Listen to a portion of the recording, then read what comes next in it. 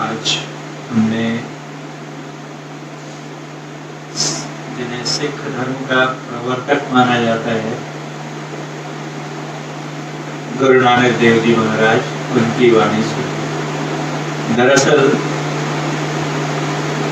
गुरु नानक देव जी को सिख धर्म का प्रवर्तक कहना उनके साथ न्याय करना नहीं होगा।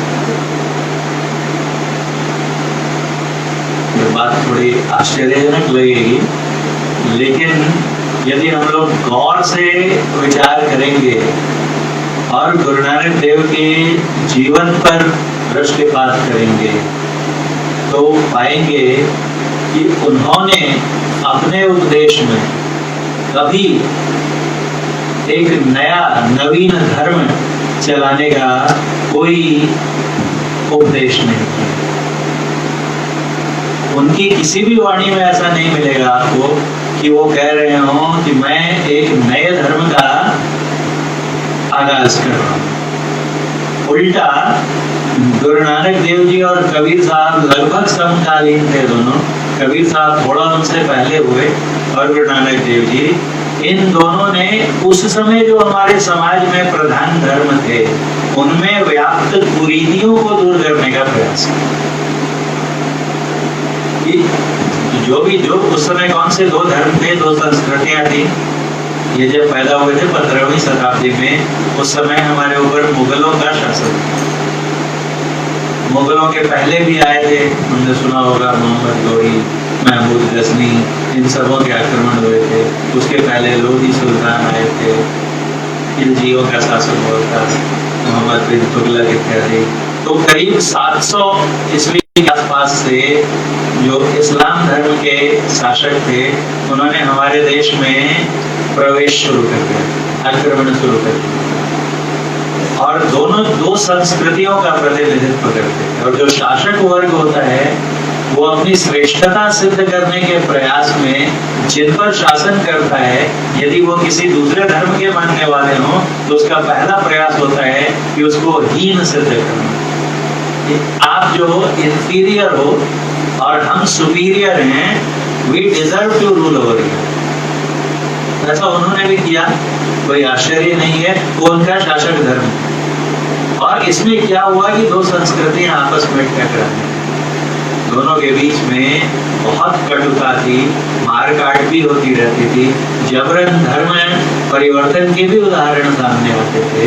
और ऐसी संक्रांति के काल में इन दोनों महात्माओं का आगमन, और इनके जब उपदेश पढ़ेंगे तो आपको समझ में आएगा कि वो हमेशा दोनों धर्म में जो गलत बातें, अभी हमने पंडित वर्गों में सुना ना, कि जो पंडित होते हैं सही अर्थों में, वो जो बुराइयां होती हैं, कुरीतियां होती हैं, उन पर चोट करते हैं।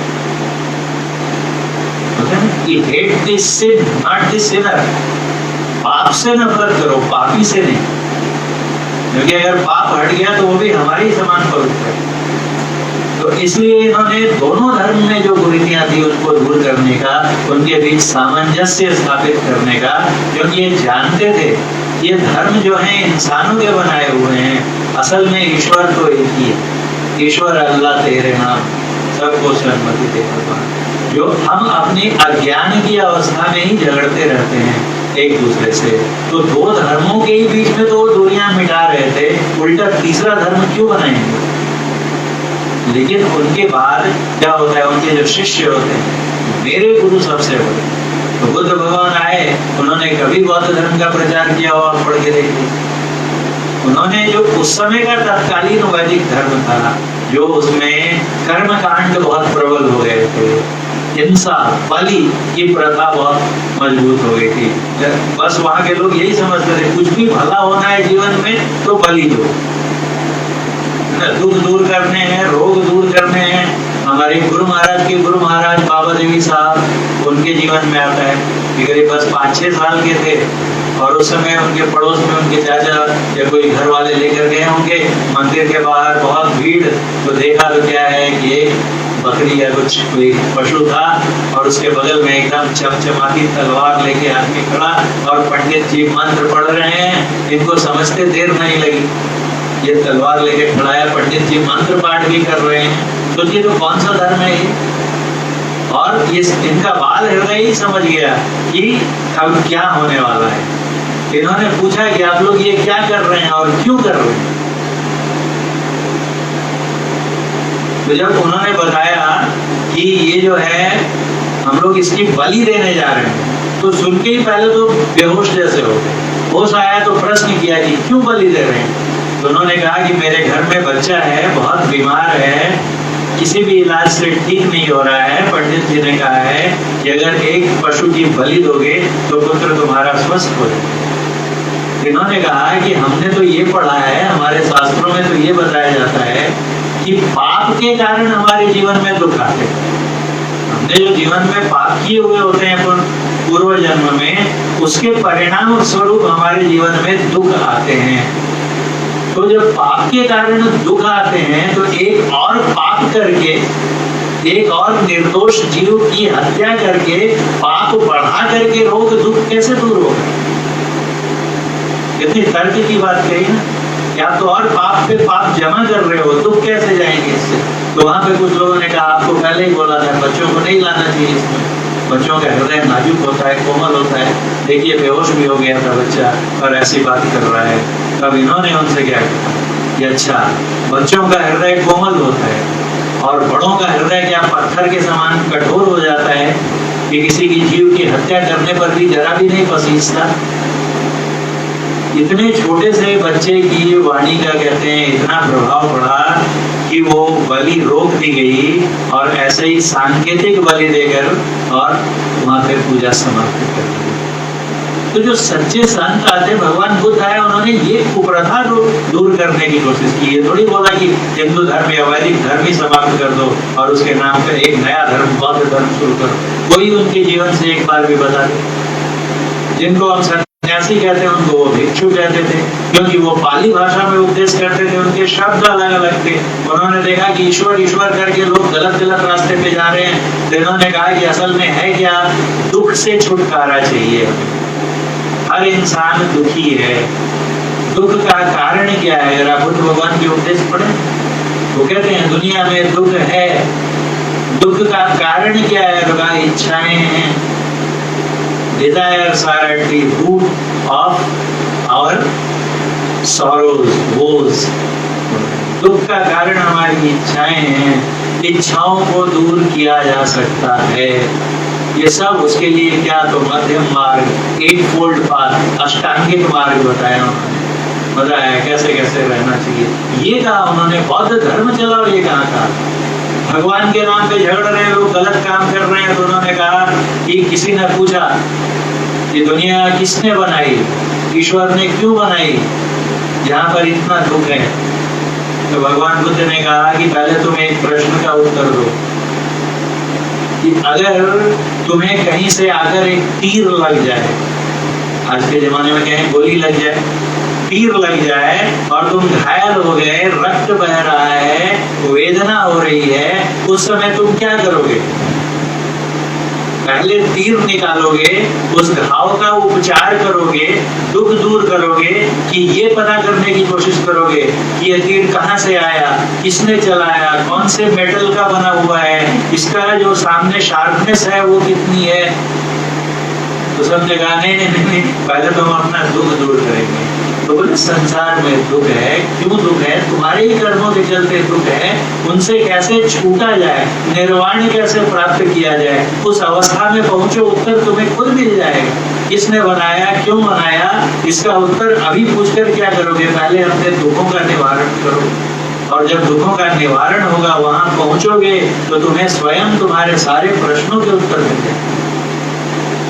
गुरु महाराज हैं हमारे, इनसे हमारे बीच जो आते हैं हर साल 12 वर्षों से आ रहे हैं, पूज्य अच्युतानंद बाबा, वो बताते हैं एक बार उनसे पूछा कि गुरु महाराज बताया जाए ईश्वर ने सृष्टि क्यों की।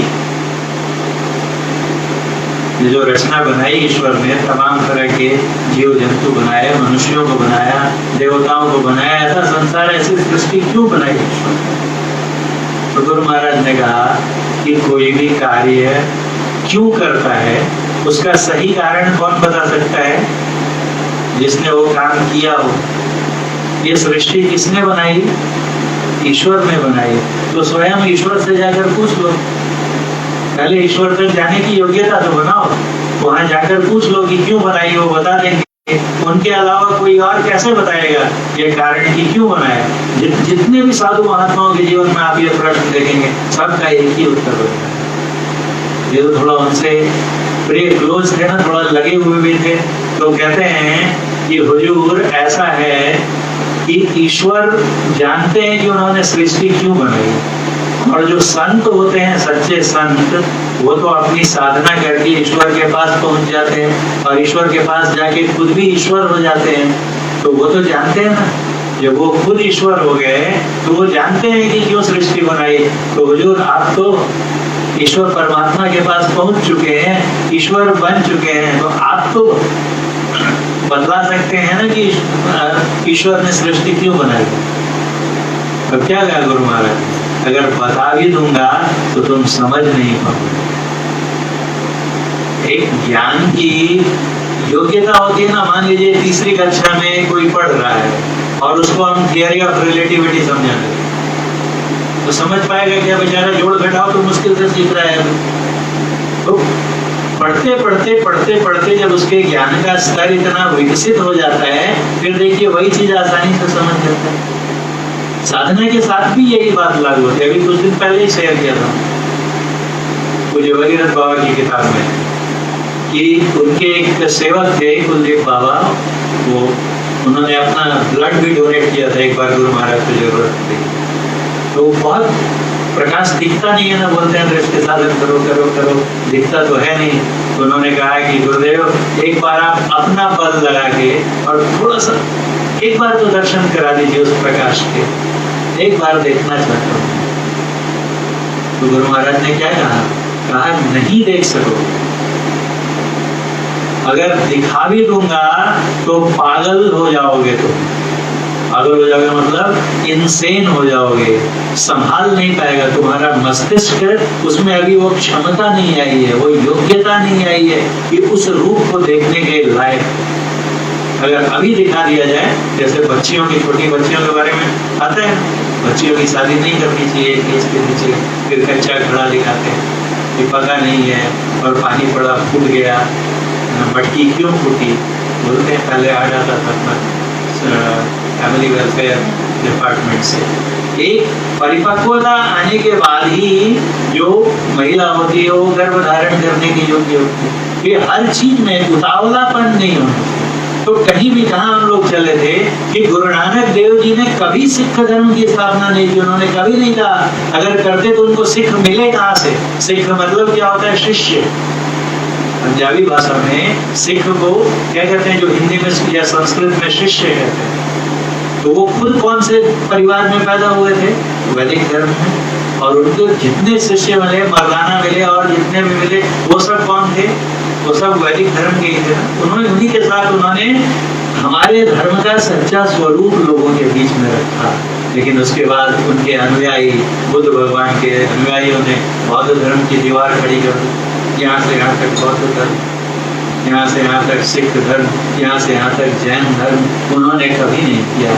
हम शिष्य गड़बड़ी कर देते हैं। ये जितने भी डिस्टॉर्शंस हम लोग देखते हैं ना, ये अनुयायियों के द्वारा, फॉलोअर्स के द्वारा लाई, उन्होंने कभी नहीं लाई। और वो बताया ना, जैसे कुरीति, एक बड़ी कुरीति क्या थी, जाति नहीं है, हिंसा। आज भी है ना।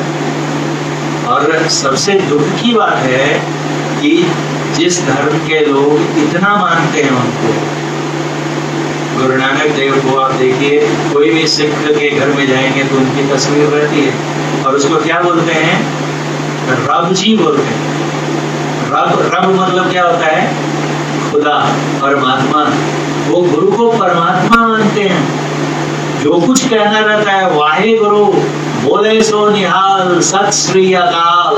अकाल कौन है, जो काल के परे जो सत्ता है, कालातीत सत्ता परमात्मा है, वो गुरु को ही परमात्मा मानते हैं, इतना मानते हैं उनको, है ना। और जब करने की बात आती है, ये उनके साथ ही नहीं, सबके साथ मुश्किल कि हम लोग अपने गुरु को मानते हैं लेकिन गुरु की नहीं मानते। गुरु नानक देव जी के बारे में अगर आप थोड़ा सा उल्टा सीधा बोल दें तो इतनी हिंसा फैल जाएगी। देखिए, एक हुए थे, उन्होंने खाली एक बाना धारण करने की कोशिश की, पोस्टर छपवाए, तो कितने दिनों तक कितनी हिंसा हुई, कितने लोग मारे गए पंजाब में, नाम लेना उचित नहीं। तो इतना सा भी उनके बारे में आप शब्द बर्दाश्त नहीं कर सकते, लेकिन उनकी कहाँ मानते हैं। क्या कहना है गुरु नानक देव जी इस पद्य में कि क्या बकरी क्या गाय है, क्या अपनो जाया। जाया मतलब अपने से जो जन्मी है, हमसे कौन जन्मेगी, हमारी संतान। तो कहते हैं कि क्या बकरी है, क्या गाय है, ये पशु हैं, और क्या अपनी संतान, अपना पुत्र, अपनी पुत्री, इनमें से सबको लोहू, लहू मतलब खून, सबको लोहू एक है। ऐसा कौन कहते हैं, बोलते हैं मैं नहीं कहता, साहब फरमाया, स्वयं प्रभु परमात्मा कहते हैं कि सब में वही एक जीवन है। सामान्य लोगों की बात तो छोड़ दो, वो यहाँ तक कहते हैं कि पीर, पैगंबर, पैगंबर किसको कहते हैं, प्रॉफिट।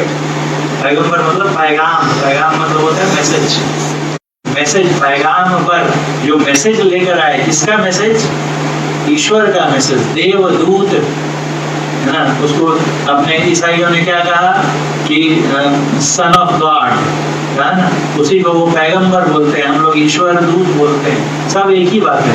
तो कहते हैं कि पीर हो, साधु हो, पैगंबर हो, औलिया किसको कहते हैं, तो वली एक उर्दू में, अरबी में शब्द है, जो उनके साधु होते हैं ना, सूफी धर्म, सूफी फकीर वगैरह, उनको वली कहते हैं, उसी का बहुवचन है औलिया। तो ये पीर, पैगंबर, औलिया भी जो आ गए, यहाँ साधु महात्मा भी आए, सब मरने आया, सब मरण धर्मा है। कोई यहाँ पर जो भी आया हमेशा रह नहीं पाया, मरना हमारी नियति है। जो भी जन्म लेता है उसे मरना ही होता है। तो क्या कहते हैं, पीर, पैगंबर, औलिया सब मरने आया, नाहक जीव न मारिए। नाहक मतलब क्या कहते हैं, बिना कारण के।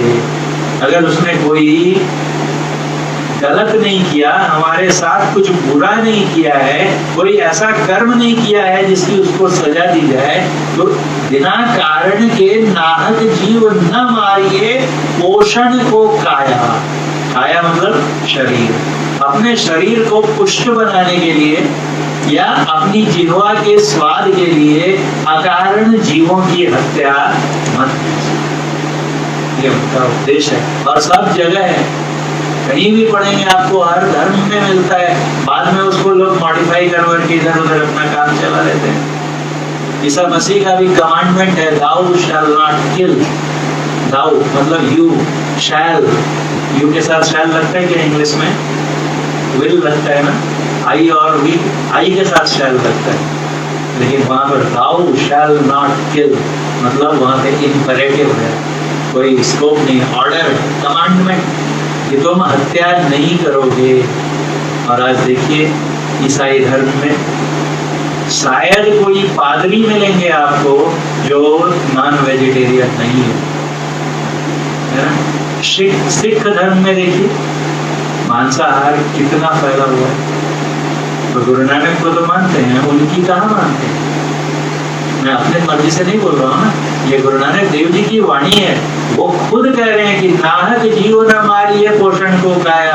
और हम लोग रोज क्या क्यों मारते रहते हैं, मुर्गों को, बकरियों को और जितने जीव जंतु हैं उनको क्यों मारते हैं, कोई भलाई के उद्देश्य से मारते हैं। कुछ लोग तो अजीबो गरीब लॉजिक देते हैं कि अगर नहीं मारेंगे मुर्गों को, मुर्गियों को, तो इतनी संख्या बढ़ जाएगी कि कैओस हो जाएगा।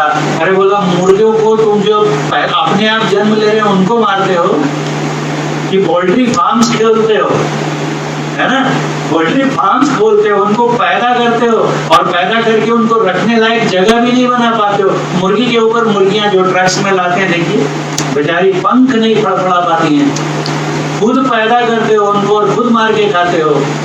एक बार मुझे याद है कहीं कर्नाटक में कोई अभिषेक चल रहा था महावीर जैन जी का, और वहां पर अभी तो बेचारे नहीं रहे, क्रांतिकारी मुनि तरुण सागर जी थे ना, उनके कड़वे वचन बड़े प्रसिद्ध थे। वो क्या दिगंबर थे साधु, वो उनसे किसी ने प्रश्न पूछा, सुनील जी, अरुण सागर जी से। क्या पूछा सामने वाले ने कि अगर हम इन जानवरों को या पक्षियों को मार कर नहीं खाएंगे ना तो उनकी संख्या अनकंट्रोल्ड बढ़ जाएगी। तो यहाँ तो ये लॉजिक दिया ना, ये तो सही है कि हम ही उनको पैदा करते हैं और फिर मारते हैं। एक तो ये बात हुई। उन्होंने बड़ा सीधा उल्ट एकदम ब्लंटली जवाब दिया, एक बात बताओ, तुम गधा खाते हो? लाइव देख रहा था मैं, तुम गधा खाते हो क्या? तो बोले नहीं। क्या ये कौन सा सवाल हुआ? मैंने आपसे क्या पूछा, आप क्या पूछ रहे हैं? बोला नहीं नहीं, तुम बताओ, तुम गधा खाते हो क्या? नहीं नहीं, हम गधा कभी नहीं खाते हो। तो बोले गधों की संख्या अनकंट्रोल्ड हो गई क्या? नेचर अपना बैलेंस खुद बनाती है, बैलेंस को हम बिगाड़ते हैं। पोल्ट्री फार्म्स खोल के, फिशरीज खोल के, है ना, जबरदस्ती एनिमल फार्म्स खोल के। आज आप गूगल पर सर्च करके देखिए, मैं अपने से नहीं बता रहा, अमेरिकन रिसर्च मिलेंगे आपको, non vegetarianism and global warming. सिर्फ इतना सा गूगल में डाल कर देखिए, कितने सारे साइंटिफिक रिसर्चेज हो चुकी हैं और ये प्रमाणित है कि आज ग्लोबल वार्मिंग का सबसे बड़ा इकलौता कारण अगर कोई है तो मांसाहार है। अगर हम लोग व्हीक्यूलर पॉल्यूशन को बोलते हैं, गाड़ियों से, है ना, ये सब फ्रिज और एसी, इन सबसे अधिक ग्लोबल वार्मिंग का कारण प्रूवन है। पढ़ के देखिए, एक पेपर था कि अगर एक दिन के लिए पूरी दुनिया में सब लोग वेजिटेरियन हो जाएं तो क्या हो, कितनी सारी प्रॉब्लम्स खत्म हो। ये तो इकोलॉजी की बात हुई, एनवायरनमेंट की बात हुई। अगर हम लोग इथिक्स की बात करते हैं, नीति शास्त्र की, तो नीति शास्त्र कहता है कि जो हम दे नहीं सकते उसे लेने का हमें कोई अधिकार नहीं, इथिकल मोरल राइट नहीं है। अंगुलीमाल को कैसे समझाया था भगवान बुद्ध ने? अंगुलीमाल डाकू का नाम हम लोग जानते हैं ना, सबको मारता रहता था, राजा भी डरते रहते थे, सैनिक भी उधर नहीं जाते थे, जंगल में रहते थे, और भगवान बुद्ध अकेले निकल पड़े। सुना लोगों ने बोला कहाँ जा रहे हैं बनते, बहुत खूंखार है, दुर्दांत है, मार डालेगा आपको, उसके दिल में कोई दया माया नहीं है। किसी की नहीं सुनी, चले गए।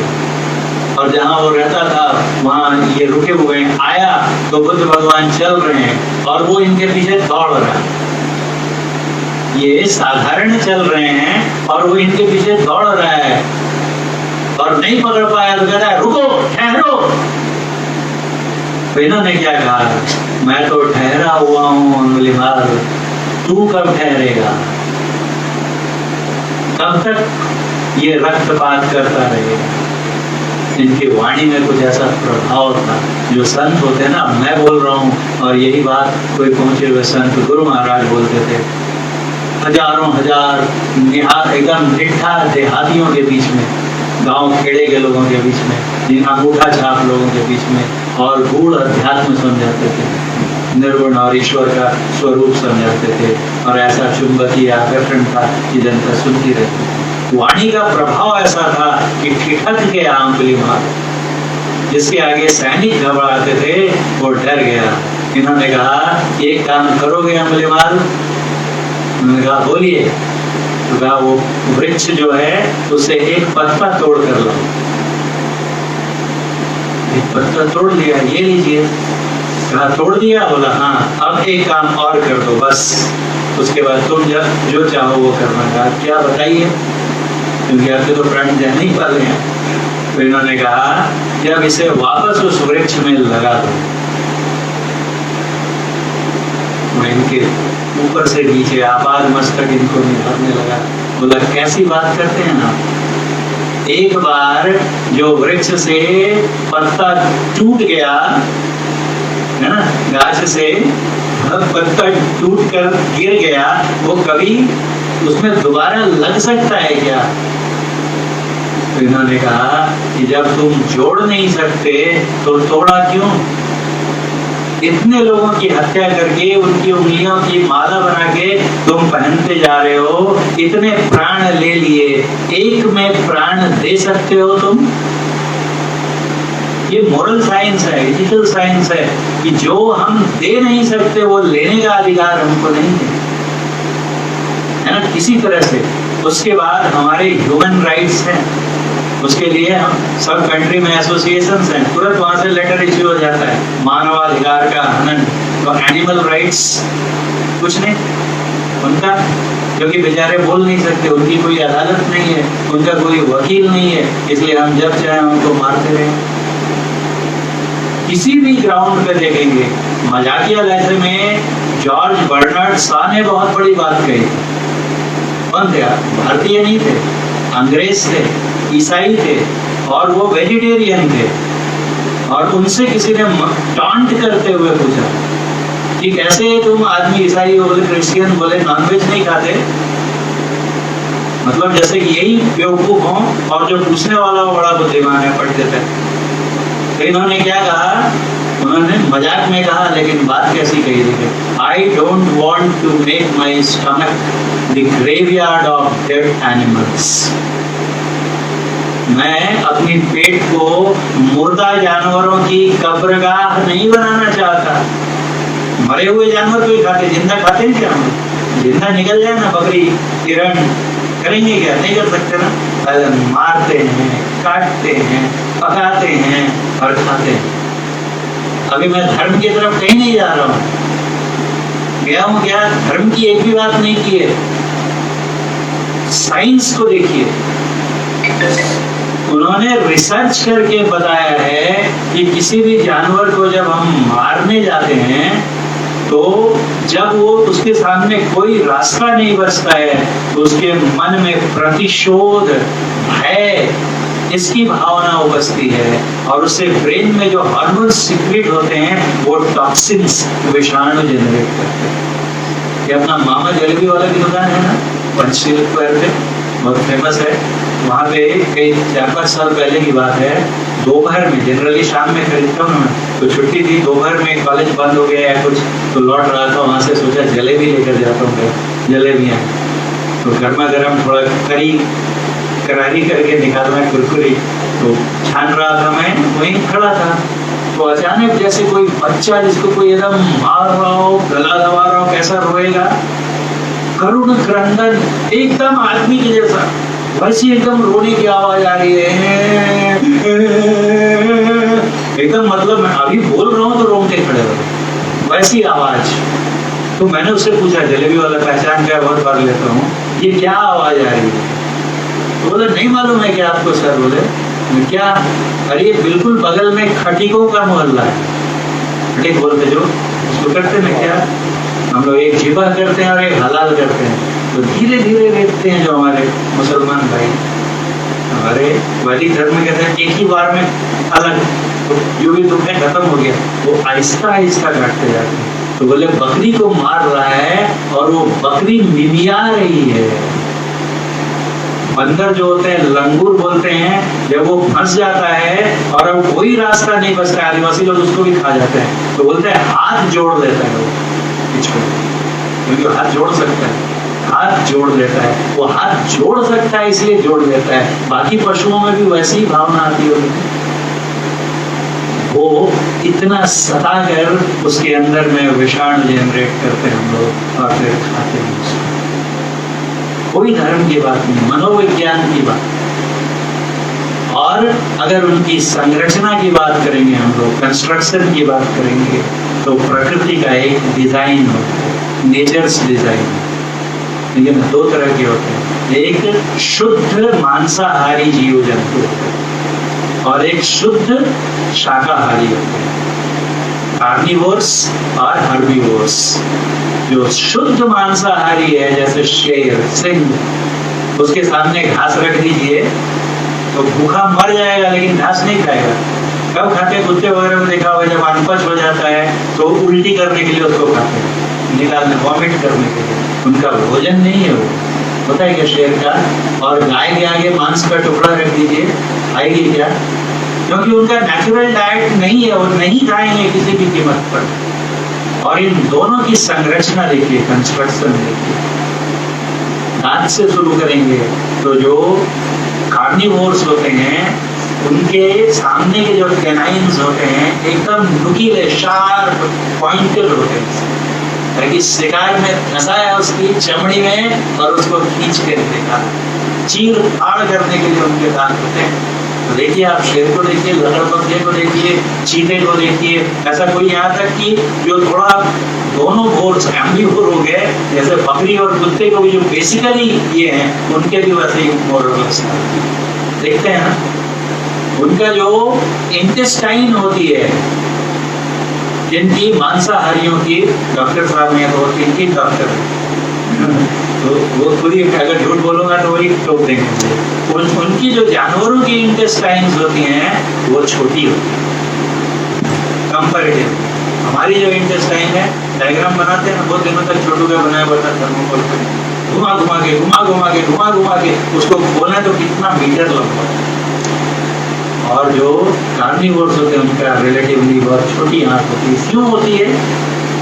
क्योंकि खाया जितना पचा निकल गया, एक्सक्रीट हो जाता है, बाहर चला जाता है। लेकिन हम लोग की जो इंटेस्टाइन है उसमें तो बताया कई बार खाना, मैं पढ़ा था, कोई रिसर्च पेपर ही पढ़ा था, एक सप्ताह तक रह जाता है उसके अंदर। और सप्ताह भर अगर एनिमल का फ्लैश रहेगा, मांस रहेगा, तो क्या करेगा? वहां डिकम्पोज होगा, सड़ेगा, और उससे क्या निकलेगा? टॉक्सिन्स निकलेंगे कि नहीं निकलेंगे? उनका भोजन जल्दी पच जाए, क्योंकि बहुत डिफिकल्ट होता है, कठिन होता है मांस, कच्चे मांस को पचा लेना।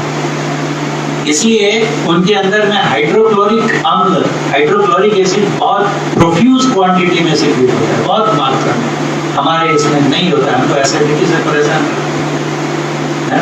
उनके बच्चे जो होते हैं वो जन्म लेने पर उनकी आंखें बंद रहती हैं, मांसाहारियों की। और जो शाकाहारी हैं, गाय का बच्चा देखिए, उसके बकरी का बच्चा देखिए, पैदा होते ही आंखें खोल देता है।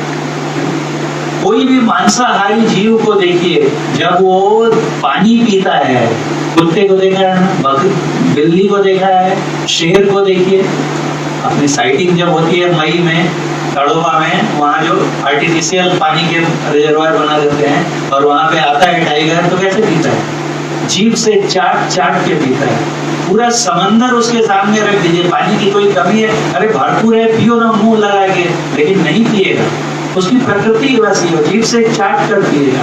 और उसी पानी में देखिए गाय पहुंचती है, बैल पहुंचता है, बकरी, हिरन, घोड़ा, गधा, है ना, ये सब पहुंचते हैं। ये कैसे पानी पीते हैं? पूरा मुंह सटा देते हैं पानी में और पानी पीते हैं। उनको पसीना नहीं निकलता है। और गाय भैंस को आप गर्मी में देखिए, हाथ रखिए, आपका हाथ गीला हो जाए, पसीना निकलता है। कितने सारे लक्षण हो गए ना। एक तरफ लक्षण है किनके? नॉन वेजिटेरियन एनिमल्स के, और एक तरफ है वेजिटेरियन के। पैर देखिए उनके, जो मांसाहारी जीव होते हैं उनके पंजे सॉफ्ट पॉज होते हैं, दर्जेदार पांव होते हैं, और नाखून उनके ऐसे पॉइंटेड रहते हैं। कुछ को तो अंदर भी करने की क्षमता रहती है, अंदर खींच लेते हैं, और जब जरूरत पड़ती है तो एकदम नुकीले नाखून रहते हैं और गद्देदार पांव रहते हैं। और गाय को देखिए, घोड़े को देखिए, इनके पांव कैसे बोलते हैं, हूव्ड फीट, फुल रहता है, और ऐसे चपटे उनके नाखून रहते हैं। ये सब देखकर और अब अपने से मिलान कीजिए। हमारे दांत इसके जैसे, हमारी आंख इस इंटेस्टाइन किसके जैसी, हमारे शरीर में हाइड्रोक्लोरिक एसिड का सीक्रेशन किसके जैसा। आदमी का बच्चा पैदा होता है तो आंखें खोल के पैदा होता है कि बंद करके पैदा होता है ना? हम मुंह लगा के पानी पीते हैं कि चाट के पानी। हमारे गुण किससे मिलते हैं? तो बोलने की आवश्यकता नहीं है कि हम बिल्कुल शुद्ध शाकाहारी जीवों के जैसी हमारी संरचना है।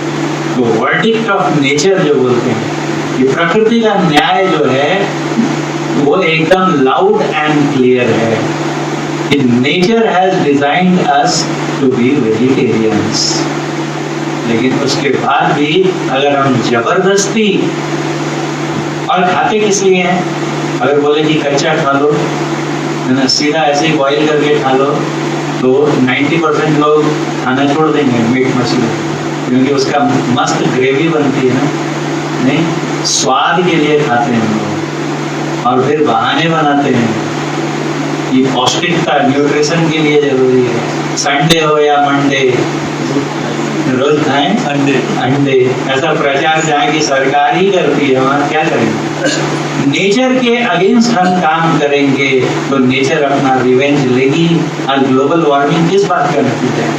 हमने प्रकृति का दोहन कितना असंयमित रूप से किया है। आज 1.5 डिग्री टेम्परेचर बढ़ चुका है, हमारे ग्लेशियर पिघल रहे हैं, सूखा बढ़ता जा रहा है। देखिए इस चंद्रपुर में जब मैं आया था तो कितनी बारिश होती थी और आज कितनी बारिश होती है।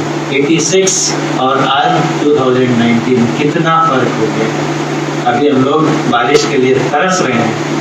और इसके पहले जब हमने जून में ही यहाँ पर ट्रांसफर किया था इस नए मकान में, तो किधर से आए अपने घर में पता नहीं चल रहा था। चारों तरफ इतना घुटने भर पानी, उस पानी में ही हमने पूरा सामान ट्रांसफर किया। तो प्रकृति के विरुद्ध अगर हम लोग काम करेंगे तो उसका परिणाम भुगतना ही पड़ेगा। लेकिन अब बर्ड फ्लू, स्वाइन फ्लू, ये सब जिन जिन को मार मार के खाते हैं उन्हीं से बीमारियां आती हैं, आ रही है। ये सब उसका कुपरिणाम है। हम चेतते नहीं हैं। पूरे माउंटेन्स डिन्यूटेड हो रहे हैं। पर्वत पर की जो हरियाली है, हरितिमा उखड़ती जा रही है। पानी का रिक्वायरमेंट जाकर देखिए, जो बुचेरीज हैं, जो एनिमल फार्म्स है, वहां पर जाकर देखिए कि कितना, जहाँ पूरा विश्व जल के अभाव से, जल की समस्या से जूझ रहा है, वहां पर इन एनिमल फार्म्स में कितना पानी बहा है। ये सब, इनमें से कोई भी धार्मिक बिंदु नहीं।